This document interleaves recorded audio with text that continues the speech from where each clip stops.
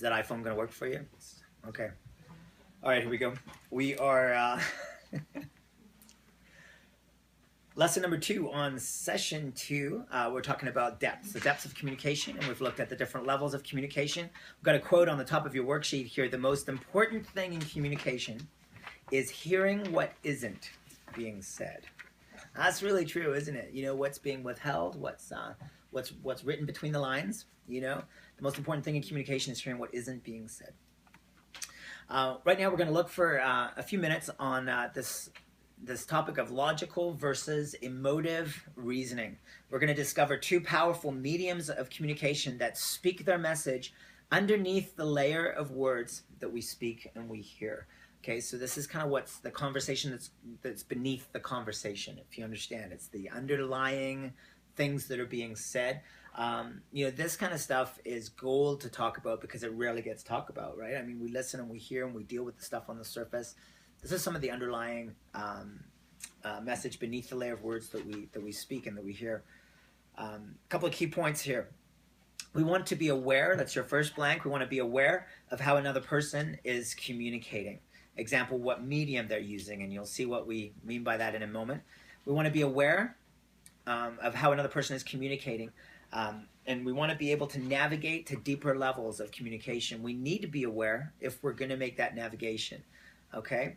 If we don't understand where our partner is coming from, if we don't understand the angle or the medium that they're using, we'll trip and we'll fall down these levels of communication, right? And we've all experienced disasters to that effect, all right? And so we want to be aware so that we can navigate these levels better.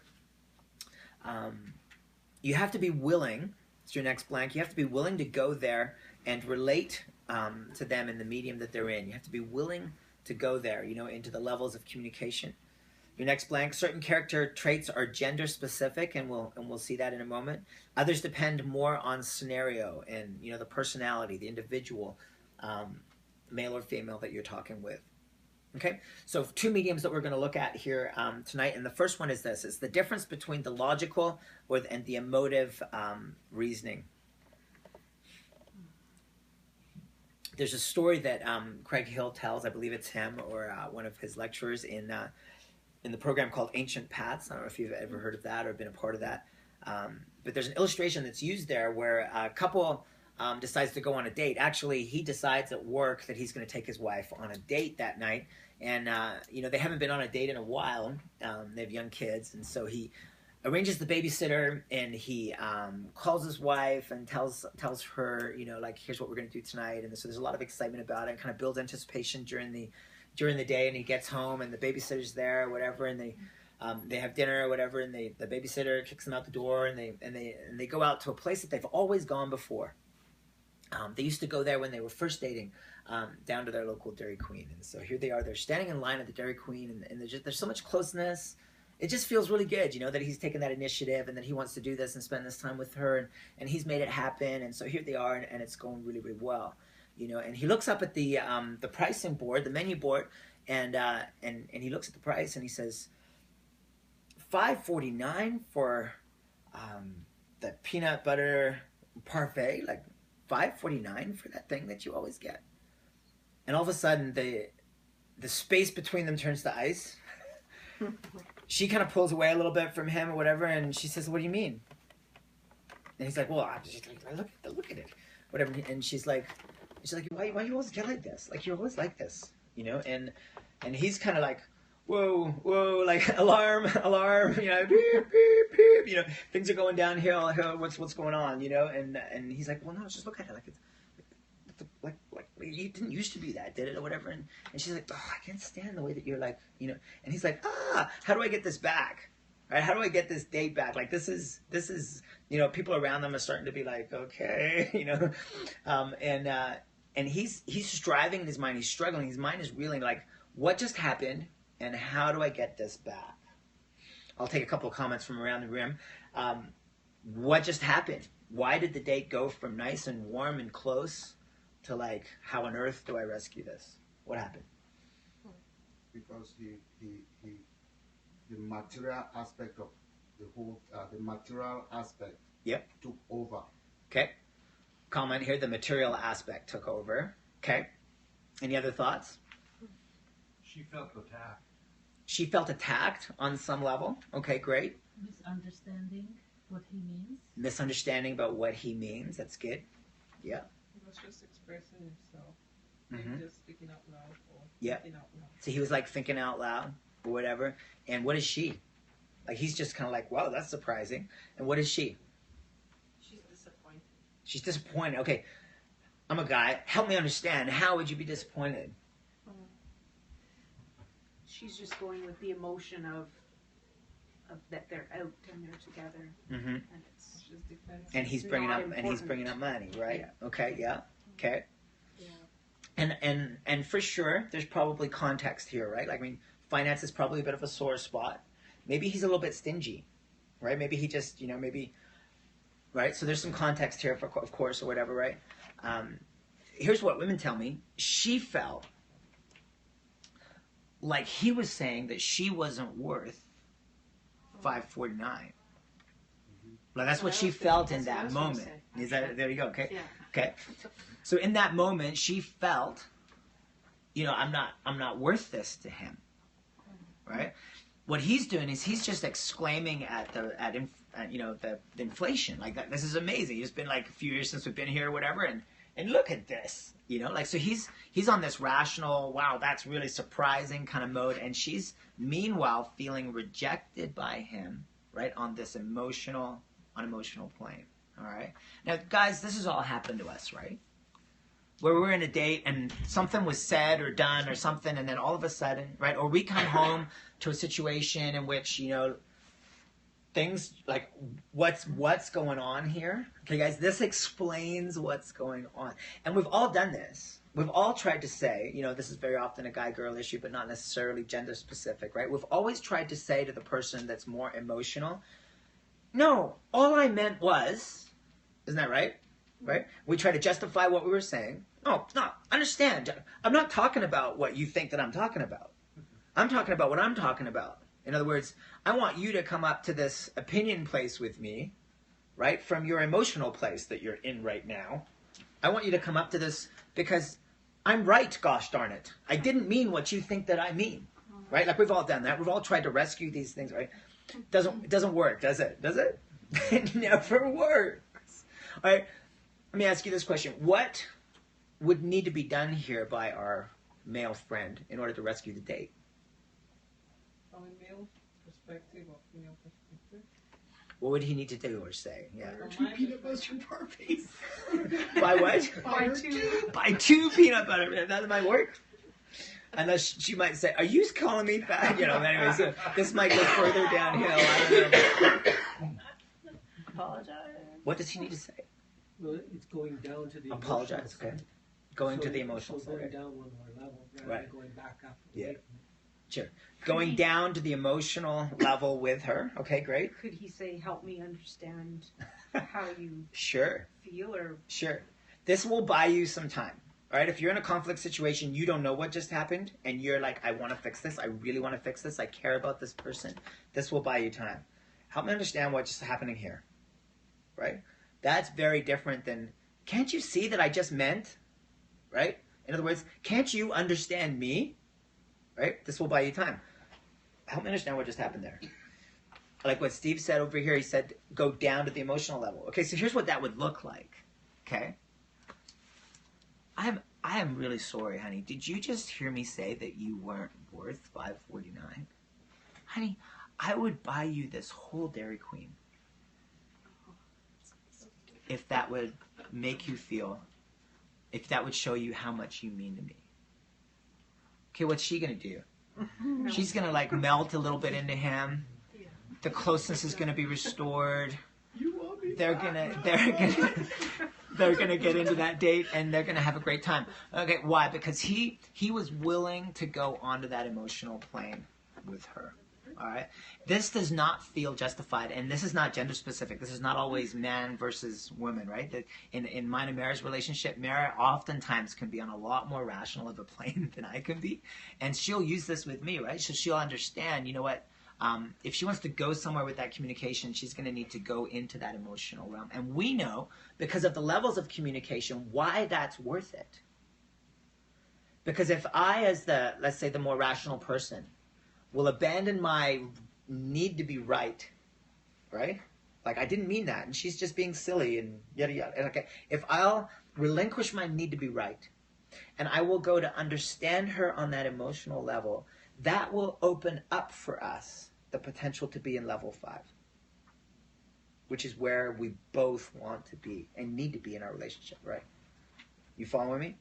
If I hang on to my need to be right, I will be right, but I will be alone, right? You know, I'll be right, but I won't necessarily be happy. Isn't that true? All right, and so you can see the wisdom that's needed in some of this and how it really helps to understand this logical versus emotive way of reasoning. So about the gender stereotype, instead of thinking he or she, think in terms of a dance, right? It's not so much more about gender, it's more about personality or how in touch you are with the topic. Here's your next blank here. Emotions will trump logic every time. More rational person, guys, a lot of the time, but not all the time, you can't win by saying, just come up to my rational level and see it from my angle, right? Why? Because emotion will trump logic every time. She, or the most emotional person, might say, yeah, you're right, I was just being silly. But where's their heart, right? Their heart hasn't been touched by what you have to say further. Okay, so you must be willing to go to the emotive level. Why? Because you can be right or you can be happy. All right, so here are some practical how-to exercises to help you navigate this medium. Number 1, make it safe. Make it safe. Safe to express and to be expressed at. If you're with a boss, a friend, a coworker, a marriage partner, whatever, who doesn't express themselves, think about what happened or how you made them feel last time they tried to express themselves, right? If we want people to express who they are and to express the emotions so we can get to that level 5, then we need to present a safe place for them to be able to do so, right? If every time she, or the most emotional person, or he in some cases, right, if every time they're saying, you know what I really feel now, you know, or you know what I'm feeling these days, or you'll never guess what happened to me at work today, if we just stamp all over that, like just kind of walk all over that, well, I have been saying, you know, there are other places to work. I mean, you could just kind of pull out your resume or whatever, and, you know, if we're just kind of like bulldozing over that kind of stuff, then it's not safe for that person, right? If we're not validating their emotion, then it's not safe. And so make it safe to express and to be expressed at. For the emotive one, your expression of emotion needs to be safe for the other person, right? It needs to be palatable, right? If you are the emotional person in the relationship, your emotion, especially, you know, if this is in a work environment or whatever, right? Like your emotion needs to be safe, right? You have to be at the level that the other person's at. So your expression of emotion needs to be safe for the other person. For the logical person, you have to avoid shutting down the other's emotion. It's like a no-no in communication, right? We have to avoid shutting down emotion. Don't be afraid to let them feel or to feel with them. We can't be afraid to go there. And here's why. Emotions aren't a dead end. If I step down into that pool, I will be sucked in and lost forever. No. Emotions are not a dead end. Emotions are the only doorway to really understand the identity, the core identity of somebody. All right? And so it's worth it. Okay. So avoid shutting down each other's emotions. Don't be afraid to let them feel or to feel with them. A person's emotions is the doorway to who they really are. Another practical how-to on this is make it reasonable. That's your next blank there. Make it reasonable. Establish rules beforehand. You know, this is great for couples to do. You know, some of the unwritten code in the workplace. I mean, you can't walk around yelling, right? You can't burst into tears. I mean, there's a certain, you know, professionalism or whatever, right? Friends can establish different rules. Couples, you know, like in our home, we don't yell. Right? So we don't like scream at each other, or like if we're angry or we're frustrated, we don't let it out that way, right? You know, maybe for you, or maybe, you know, you need to draw a line around. We've never really had this issue just because we grew up in Christian homes or whatever, but some people need to draw the line at like name calling, or like swearing. You know, like, we don't do this. It's demeaning to the other person, right? It's not honoring. It's not going to get us anywhere. It's not helpful. It's really hard to be open to someone's emotions if they're screaming or yelling, right? If they're swearing or name calling. Isn't that right? I mean, so to make it reasonable. So in other words, this is what we want to teach our kids, isn't it? You're allowed to be frustrated. Everybody gets frustrated. Here's how to express that, right? Here's how to talk about that. I want to know. I want to learn. In other words, and instead of, go to your room, you're not saying that here. We don't want to hear that now. Go to your room, right? No, you're allowed, but here's how it's done. All right, so we want to make it reasonable. Even some basic rules of thumb or like a basic game plan for the next time this happens are great things to talk about. The next one here is make expression possible. Make expression possible. Some people, they just get so frustrated or upset that it kind of shuts them down. They don't know how to talk about it, and you need to draw it out. A great rule for drawing it out, if you want to kind of write this in there, I'm not sure it's spelled out, but ARL is active reflective listening. ARL is called active reflective listening, and this is a phenomenal technique to use if you have teenagers around, or even with a friend, even with a boss or a coworker or something. Like in a key relationship, this is an excellent tool to use. I'll springboard to a marriage example. She comes home and she kind of slams the door kind of louder than usual or whatever, and she says, "I'm so frustrated right now." He's in the kitchen kind of making some dinner or whatever, getting ready for the evening or whatever, and he's likely to say something like, "Oh, work again, huh?" Right? Making an assumption, right? Or, "I did tell you, honey, you don't have to put up with that at work," or whatever, right? Assumption, right? Here's active reflective listening. You actively reflect what the other person just said. And so you say something like this: "You're frustrated?" She just said, I'm so frustrated, right? "You're frustrated?" What's she going to say? "Yeah, the traffic on the way home was just absolutely," right? Like, she's going to say why she was frustrated, right? And you're going to say, she says, "Absolutely crazy." And you're like, "Crazy?" Right? You're mirroring back to that person what they said. Oh, it works amazing. If you can draw this person out, because you're not putting your interpretation on what they just said, you're letting them say it. And if you will do that enough, over the next few minutes, 5, 10, 15 minutes, they will begin to express to you in a reasonable way what it is, and you'll have a much greater understanding. Rather than just walking in, she says what she says, he says what he says, she's even more frustrated, and they just go ahead in the evening like that. I mean, come on, there's better ways than how we've spent some of our evenings. You hear? That's true, isn't it? All right. Yeah. Praise God. Okay. So make it possible. Draw expression out. You're looking for clues to emotion so that you can affirm it and you can go there and gain greater understanding.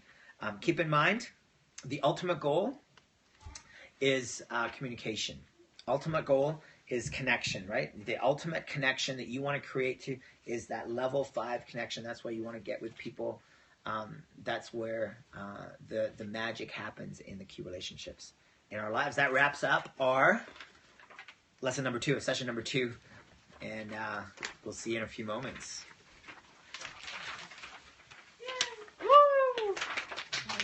Hello.